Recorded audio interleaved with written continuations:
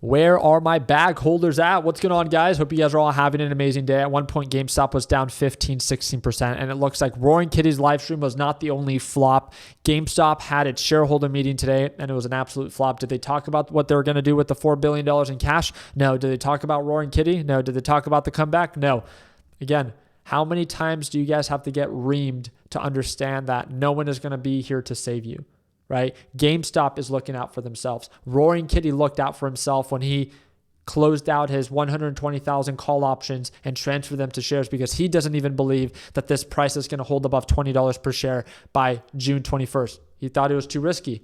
It's the only reason why he exercised his call options. Right now, he does have 9,000 shares, but guess what? The shares don't expire, right? Those call options would, or they become worthless if the price falls below.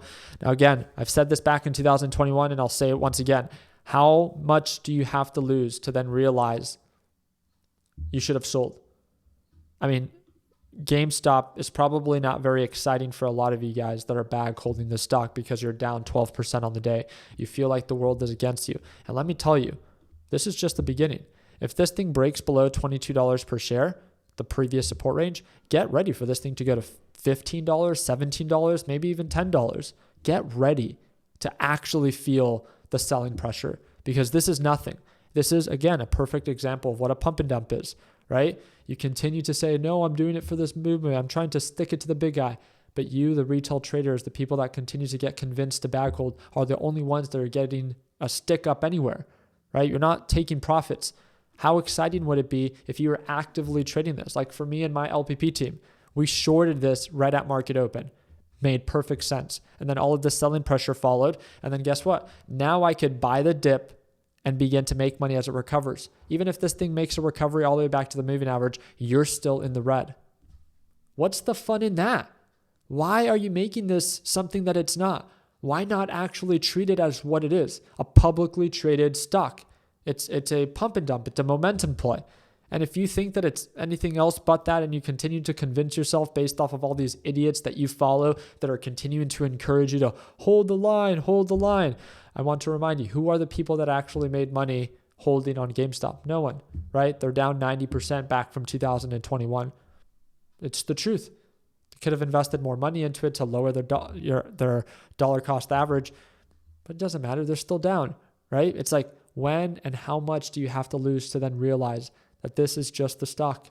Why not just do your part in taking advantage of it? How much more fun would it be to be able to see these sell-offs? You don't have to short it, but then when it does sell off and then a reversal begins to happen, and if your criteria is met, that you're able to day trade it, you're able to buy the lows and sell the highs and make that 5 or 10% instead of continuing to hold and lose and lose and lose and lose and feel like the world is against you, like the market is against you.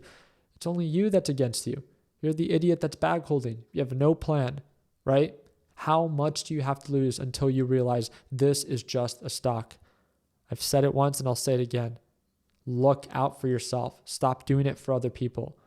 They're not going to cover your loss. You think this is bad? Wait until you're down 50, 90%. That's when it's really going to hurt. And you're going to feel like the world's against you. But no, it's you. You convince yourself to do this by watching other people be idiots with you. Again, my LPP team, I just kept them up to date. We're waiting for progress above the EMA. I love day trading these shit stocks. I mean, if it begins to break above from the EMA to the moving average, I'm able to take advantage of this quick little trade. That's a 7% move. That's huge. I can trade that with $100,000, make $7,000, call it a day, right? Quick in, quick out. We all know that it can pump. I've never said that, right? That no, GME can't run up. Of course it can, but it never holds. It runs up for a little bit and never holds. That is my biggest reminder to all of you. Yes, you might have 1 green day, 2 green days, sure. But guess what? It will never hold. Do your part in taking profits when it makes sense to you. Screw everyone else. Even what I'm saying, right? If what I'm saying doesn't make sense to you, then don't do it. But all I'm ever trying to do is to look out for the beginner. And I really hope that you see that. Overall, NASDAQ market is also in the green, making higher highs, higher lows. I'm still waiting for confirmation on a reversal when it comes down to that.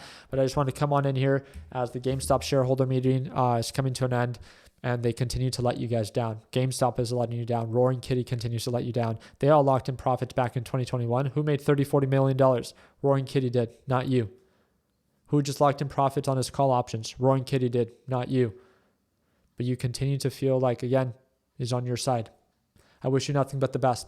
If you're trying to actually learn how to trade and you're tired of bag holding these shit companies, second link in the description down below, and you can watch me trade live as soon as tomorrow when the market opens. We'll see you then. Like always, let's make sure that we end the year on a green note. Take care, team.